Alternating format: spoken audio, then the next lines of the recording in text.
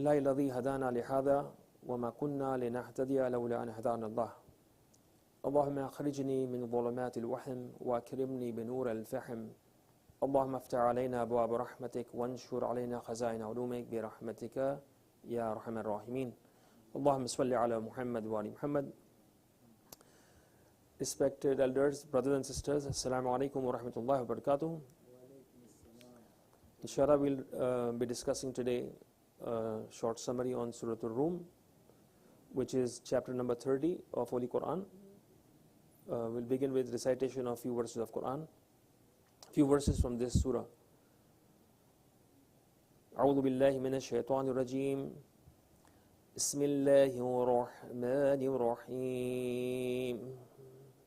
Verse number 42.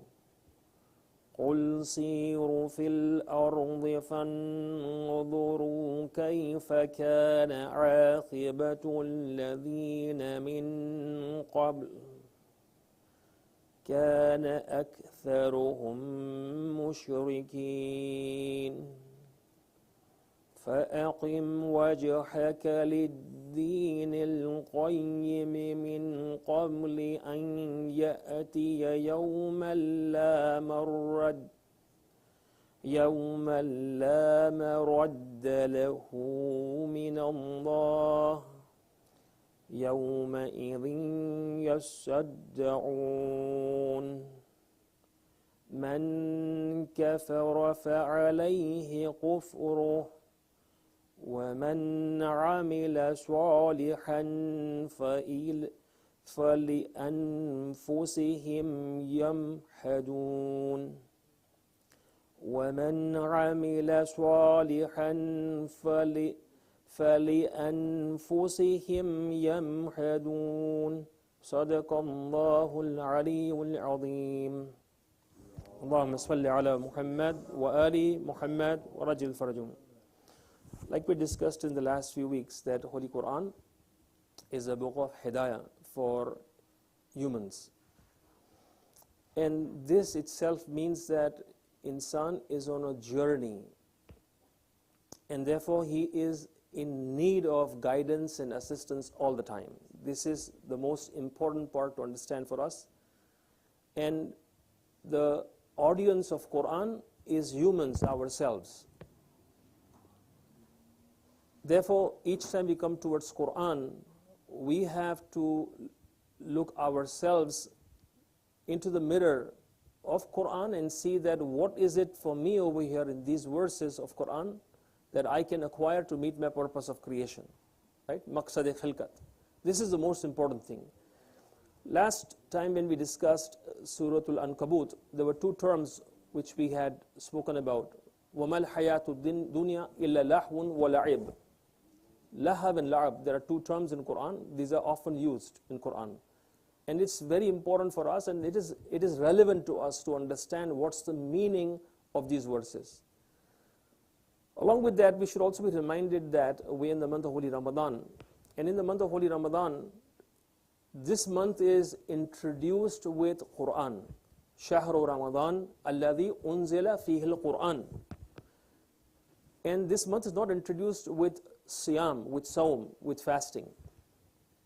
It is introduced with Quran. Therefore, it behooves for us to look into Quran, that what is it that Allah has embedded for us in this book. And therefore, especially, it says that Shahru Ramadan alladhi unzila fihi al-Quran hudal lin-nas.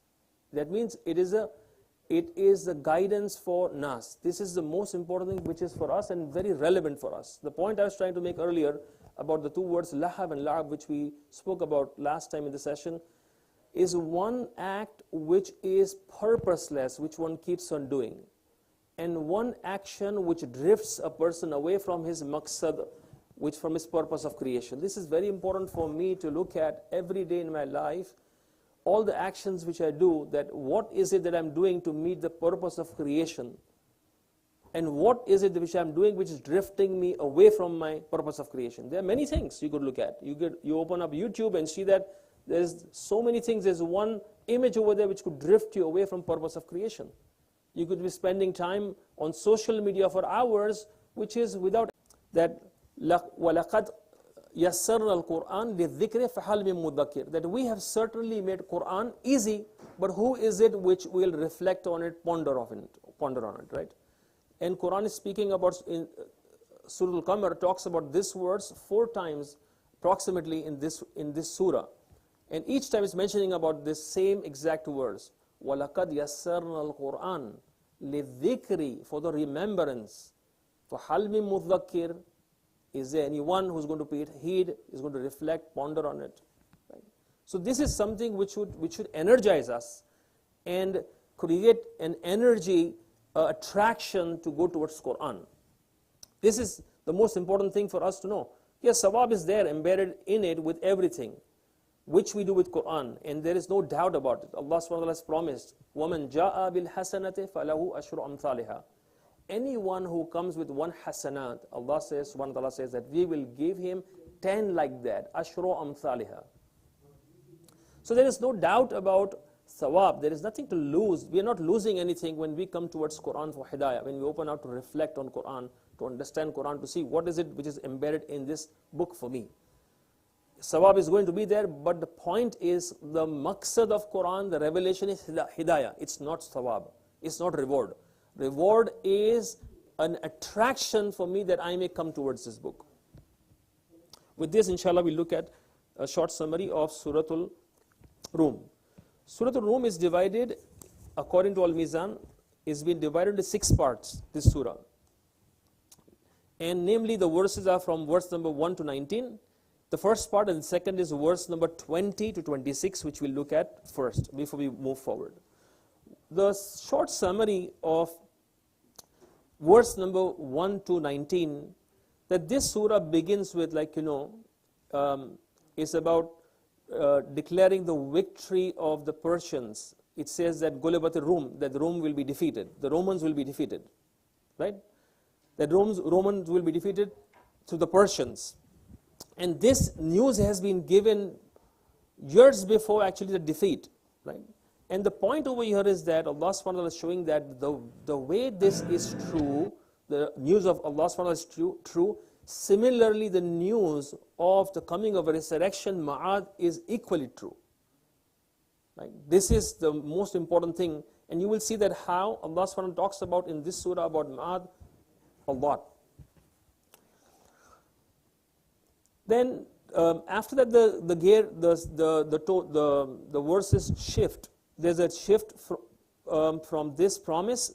Then it talks about the promise of resurrection, because the idol worshippers were denying this fact, and this is given a lot in Quran, where idol worshippers actually denied the fact that we will be resurrected. This is very important to understand, that why is it Allah subhanahu wa ta'ala is talking about giving the news of the Romans being defeated? Why is it Allah subhanahu wa ta'ala talking about that the news of the hereafter is true and it's coming? Because they were challenging Rasulullah sallallahu alaihi wasallam. The idolaters were challenging him, and this has been given in verse number 47, which Allah says that, so be patient, and Allah subhanahu wa ta'ala gives the news to Rasulullah that be patient, and so be patient. Allah's promise is emphasized over here, and it's indeed true. The ultimate goal of this surah is to convey that God's certain promise, and that He will grant His religion victory. This is the ultimate goal of this surah. This is the first section, which starts from verse number 1 to 19.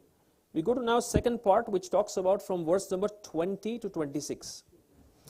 In these verses, Allah subhanahu wa ta'ala talks about the signs, and each verse over here in this section from 20 to 26, which starts with وَمِنْ آيَاتِهِ, and therefore it demonstrates over here 3 things. One is Allah's wahdaniyat, 2 Allah's rububiyyah, and 3 Allah's uluwiyyat. It talks about the divinity of Allah subhanahu wa ta'ala. Allah's wahdaniyat is that everything in the universe we may see as things, as we see sun separate, we see the moon separate, we see the cloud separate, the rain separate, but everything is manifesting Allah subhanahu wa ta'ala. Everything.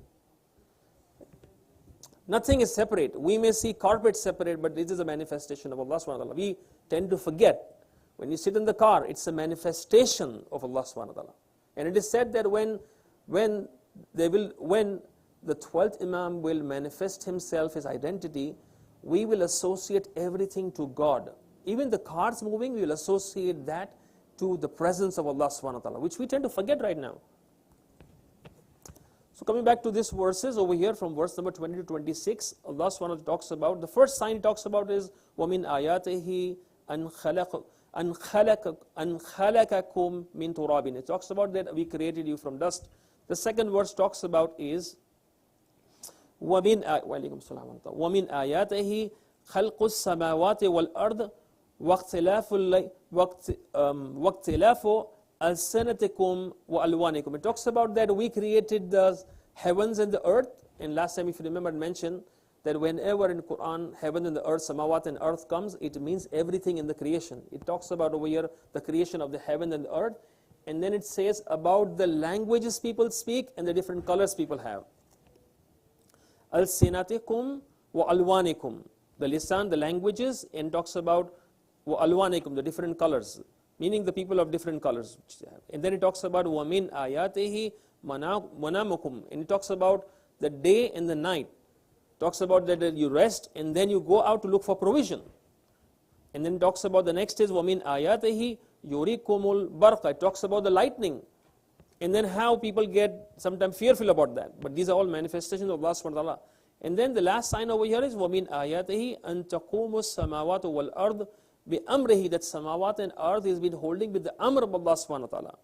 And then this section, which is verse number 26, it ends with وَلَهُ مَنْ فِي السَّمَاوَاتِ وَالْأَرْضِ كُلٌّ لَهُ قَانِتٌ. That everything belongs to Allah subhanahu wa ta'ala in the heavens and the earth. And all are obedient to Him. Wallah, this is a very fine point for us to know, that everything in the samawat and earth is already obedient to Allah subhanahu wa ta'ala, except for insan, that he becomes disobedient to Allah subhanahu wa ta'ala. And this is for us to understand, that the only creation which has the irada, quwwata iradi, and has been given choices is insan. And this month, in this month, the month of Siyam, is when human beings, when we actually fast in this month, and fast actually limits the mafhum of Sawm. And actually I'd like to share this, that each time you go for a blood test, they tell you that fast, don't eat and drink. If you ever gone for a blood test, they tell you that, right? That means you're limiting fasting to eating and drinking. But Sawm is, the mafhum of Sawm is beyond that. It's not only eating and drinking. Sawm means to stop. Even that which is halal, you stop. You stop from speaking all that which should not be speaking. Lahav and lab, stop. Engagement in those things which drift you away from purpose of creation, and those things which are without any purpose, you stop from these things.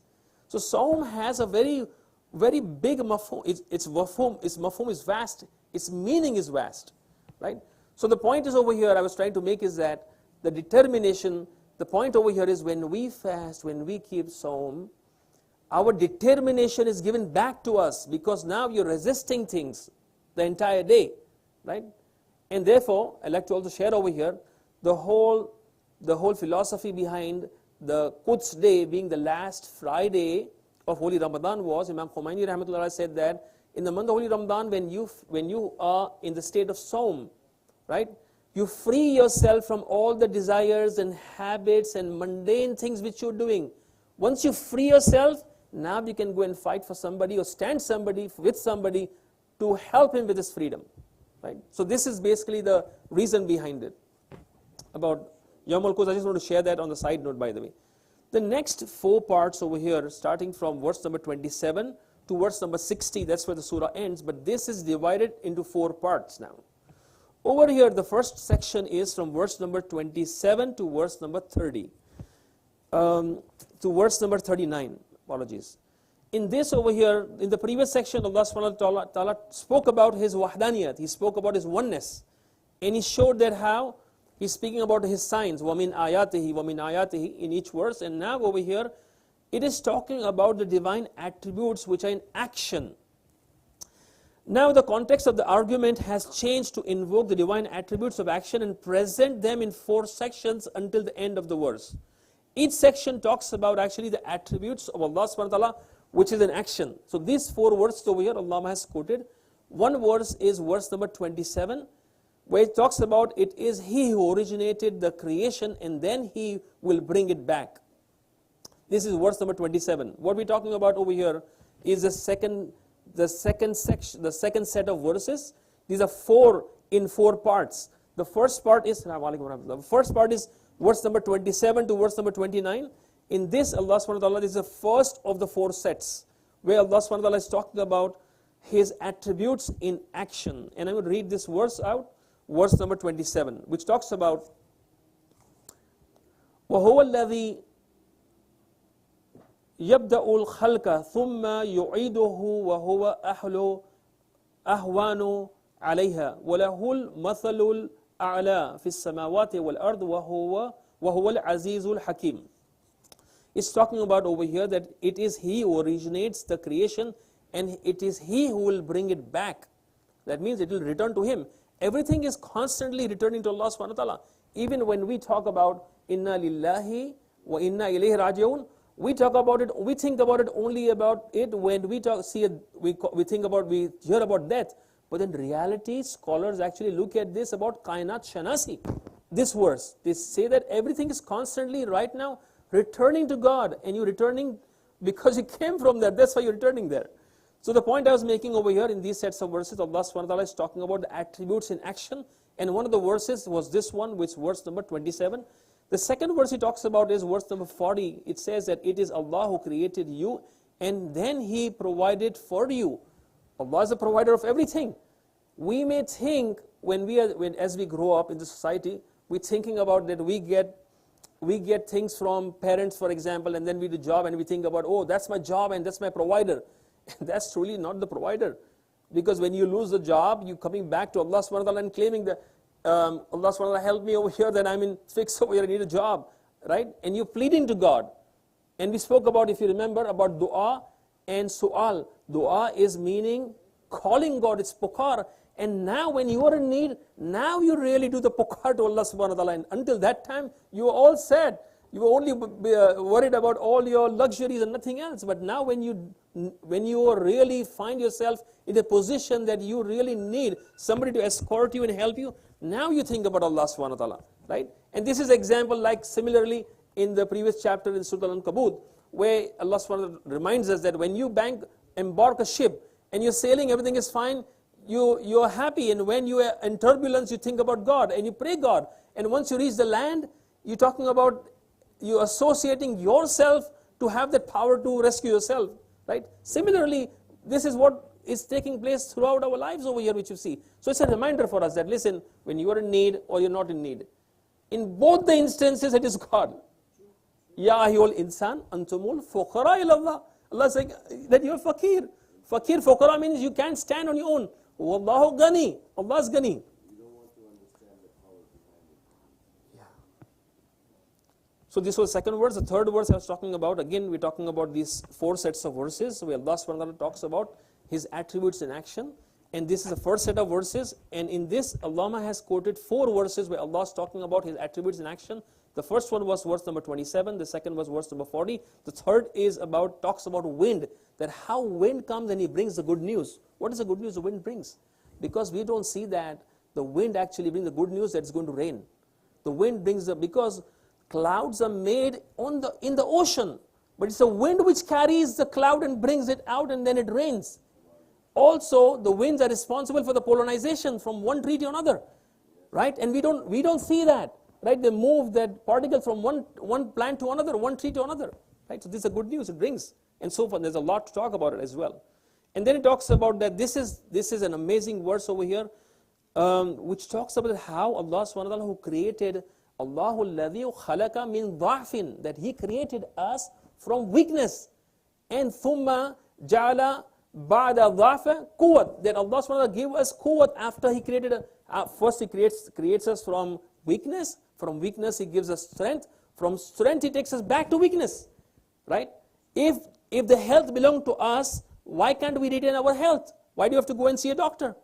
Right? And when you go to see a doctor, all he gives you some pills. He comes back and says, oh, we'll see afterward. We'll evaluate you after 5 days, 7 days.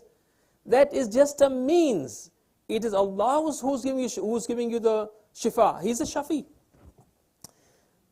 The next set of verses over here, which again talks about the oneness, the attributes in action. Over here, the next set of verses, verse number 40 to 47, and I spoke about the verse number 47 earlier.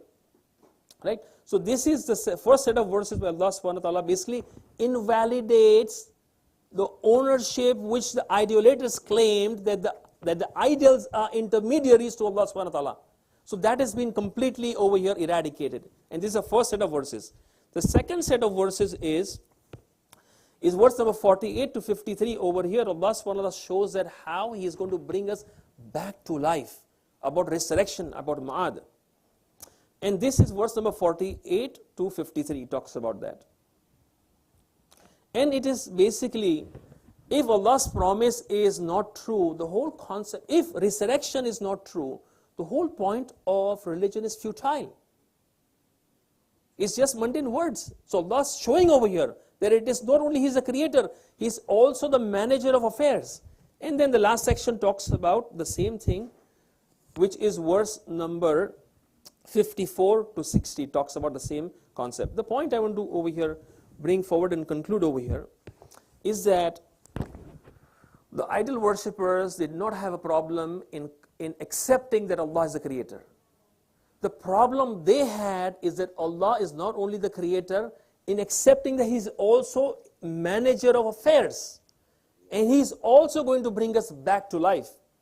Right? Quran being the book of Hidayah, it's for us to reflect now on these verses and see that, is this going to have an impact on me? Because there's one thing which completely can change a person's life, is when he actually really understands the relationship between him and his actions. Completely his life can change. Because every action is not getting lost in air. Every action is a brick you're putting in building yourself. Every action. And that is what will be given to us in Ma'ad. And this is what you build for us, here you go. And we will really, and people who pass away from this world, may Allah SWT bless them and shower His blessings, but they can't read Quran. They can't accept the hidayah of Quran, they can't establish salah.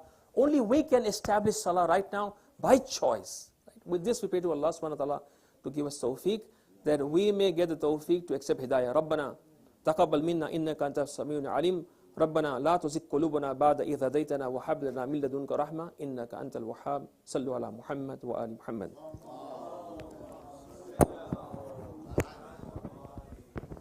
With this, I'm going to invite Inspector Moran Rali to please come forward and enlighten us. Thank you. Welcome him with the salawat ala Muhammad wa ali Muhammad.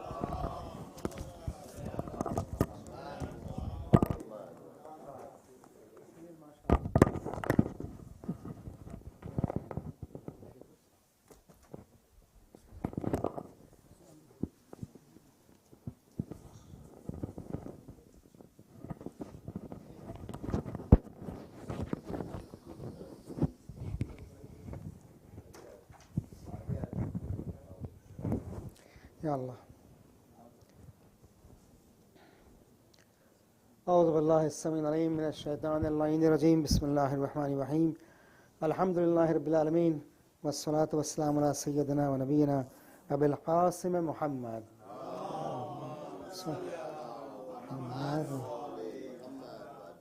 بالآله الطيبين الطاهرين الذين أذهب الله عنهم الرجس وطهرهم تطهيرا.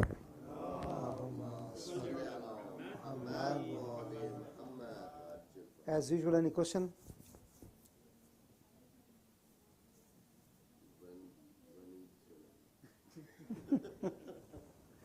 Close to the day you don't commit sin is the Eid. also by the end, closing to the end of the Ramadan, that's the most question asked. For fitra? Yeah. I think the fitra has been discussed many times. So, still if you have a question, I can, do it. That question that comes usually for fitra is, can we send it to Pakistan or India, or whatever, Yes, you can, okay. But you cannot make the niyat till the night when the moon is sighted, okay. So you can send the money, okay, with the intention of qard, for example, the intention of gift, for example,